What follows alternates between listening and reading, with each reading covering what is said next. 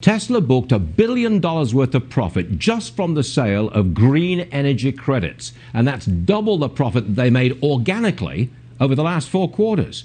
Not sure I'm on board with that kind of profitability. What say you, Pierre? Hey, I'm Stephen and this is Solving the Money Problem. If you're new, welcome. If you're not, welcome back. So in this video, we're watching an hilarious interaction between a Tesla stock analyst and a member of the mainstream finance media, and taking a closer look at Morgan Stanley's Tesla stock price upgrade, basically doubling their price target on the stock. So let's get into the video. But first, hey guys, if you live in the US and you'd like to help out the channel and get up to 4 free stocks, check out the link in the description to WeBull.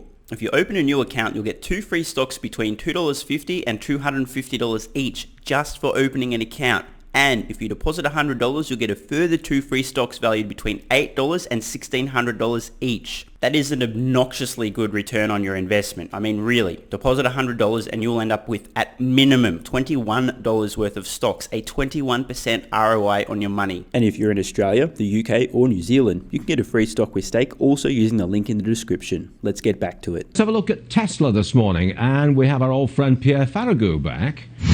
Welcome back, Pierre. We love your accent, so come on. Listen, I've got a problem with Tesla's profits.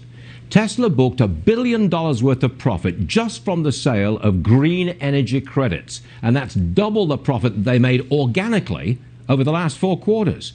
Not sure I'm on board with that kind of profitability. What say you, Pierre? Stuart. So first of all, I love your accent as well. Thank you for that. Why are you looking at profits of this year? That is a mic drop moment from Pierre. Brilliant, succinct, perfect response, and a great illustration of the difference between short-term thinking and long-term vision. Shout out to all the short-sighted, get it? Short-sighted? Because, abort. Yeah, let's just pretend that didn't happen and move on. The point that I was trying to make there is that many people who've missed the opportunity with Tesla have been very short-sighted, looking at next week, next month, next year, instead of having a longer-term vision, projecting out into the future and really understanding the opportunity before their very eyes. Why are you looking at profits of this year? Tesla is trading on maybe like over 100 times that, more than 100 times that. So that's not really the driver of valuation of Tesla. What really matters is how much profit Tesla makes in 2025, in 2030. And we've had a string of conversations about that. I'm in complete and utter agreement with Pierre here. And for those of you who haven't seen, here are my estimates for Tesla's actual production numbers going all the way out to 2030. Keeping in mind that Tesla's production capacity I have at a higher number because you're never going to be producing vehicles 24/7 without any downtime. I know these projections look kind of insane to many of you, but guess what? This video is going nowhere and I'd love for you to keep me accountable. I'm standing by these. I'll update these numbers as I gain more information, but this is a really rough ballpark estimate of roughly where Tesla's production is likely to be going out 10 years. Clearly, either I'm insane or the majority of Wall Street is completely underestimating the potential here. Let me know in the comments which is which. So to give you a sense for that, in 2025, I have Tesla making $16 of earnings per share just out of their auto business. And in that, there is absolutely no credit revenues. We don't have like the credit revenues in our model.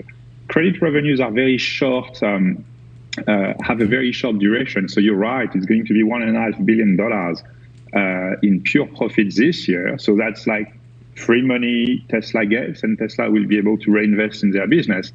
But that money is going away relatively rapidly in the next 3-4 years. Okay. And that's not part of the overall picture. What really matters today is to look at the gross margin of Tesla, excluding credits.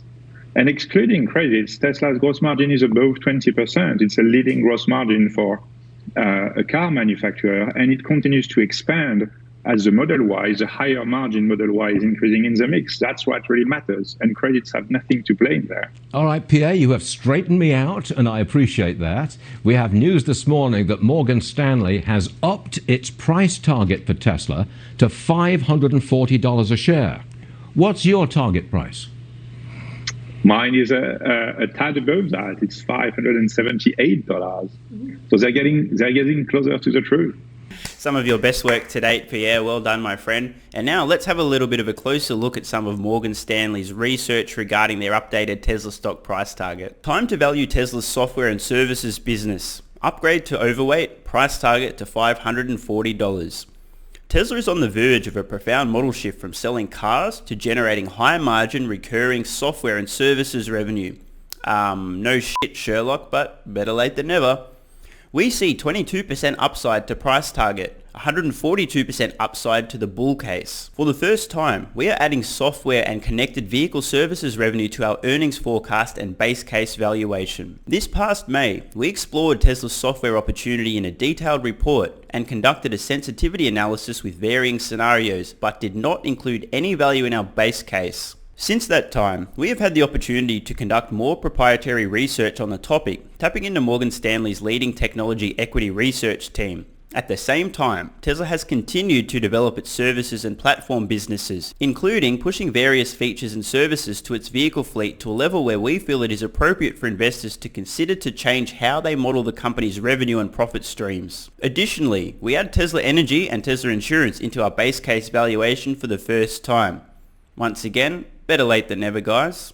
To be clear, Tesla is currently generating highly profitable and cash flow generating service revenue. This business exists today. Due to the growth of service revenue, improved capability, which may trigger step changes in the recognition of deferred revenue and earnings materially, we believe it is only a matter of time before investors are provided with far greater levels of disclosure that can trigger a further re-rating to the equity. With the company's global car population set to rise from 1.3 million units at the end of 2020 to 2.1 million next year by the end of 2021, we think a more in-depth understanding of the revenue streams derived from each car is warranted right now. And I, for one, completely fucking agree. Alright, so let's look at Morgan Stanley's 3 scenarios for Tesla stock. Their bull case, their base case, and their bear case. I'm just kidding. Their bear case is so extraordinarily, ridiculously unlikely that I'm going to throw that one in the bin. It's not even worth paying attention to. We need to have a massive extinction level asteroid impact for that scenario to play out.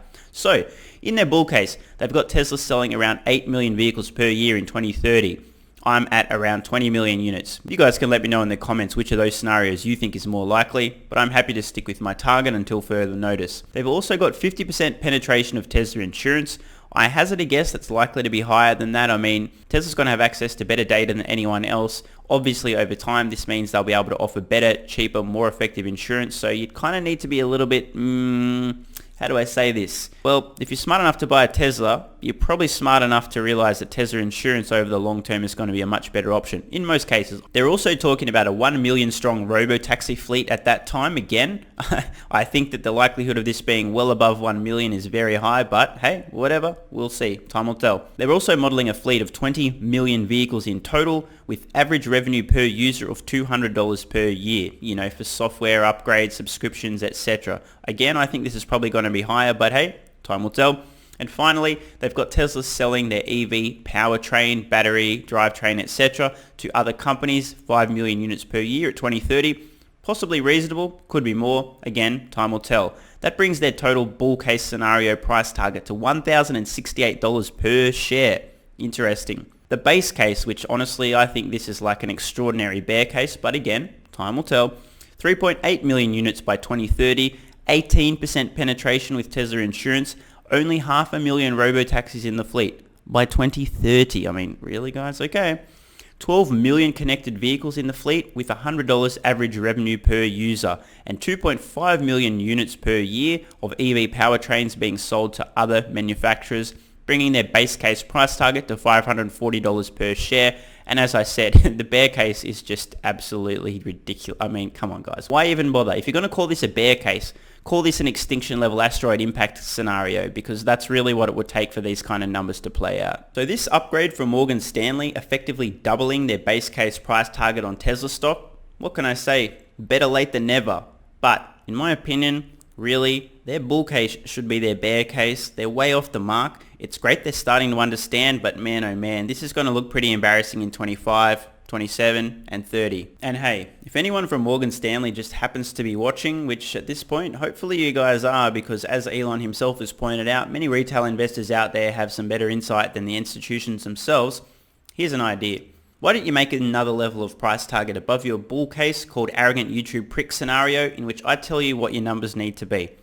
Model 20 million units per year. Model gross margins of about 50, 60 or 70%. Increase the size of the robo-taxi fleet. Maybe triple your price target in your bull case, and you've got your arrogant YouTube prick price scenario, which I think is going to be more accurate than your bull case. See you in 2030, guys. I'm Stephen Mark Ryan. This is Solving the Money Problem, and I love you all. And don't forget, if you live in the US and you'd like to help out the channel and get up to 4 free stocks, check out the link in the description to WeBull. If you open a new account, you'll get 2 free stocks between $2.50 and $250 each just for opening an account. And if you deposit $100, you'll get a further 2 free stocks valued between $8 and $1,600 each. And if you're in Australia, the UK or New Zealand, you can get a free stock with stake also using the link in the description. Thanks so much for watching. Let me know your thoughts in the comments below. And of course, if you have any ideas for future videos, let me know. I read all your comments. PS, if you're still watching, you're awesome. If you'd like early access, exclusive videos, regular Q&As, our private Discord server and more, consider supporting the channel at patreon.com/solvingthemoneyproblem so I can keep creating content for you guys. There's a link in the description. You can now also become a member of the channel for some exclusive perks. To learn more, click the join button next to subscribe. And don't forget to check out our merch store. Either way, the best form of support is you being here and watching, so thanks again.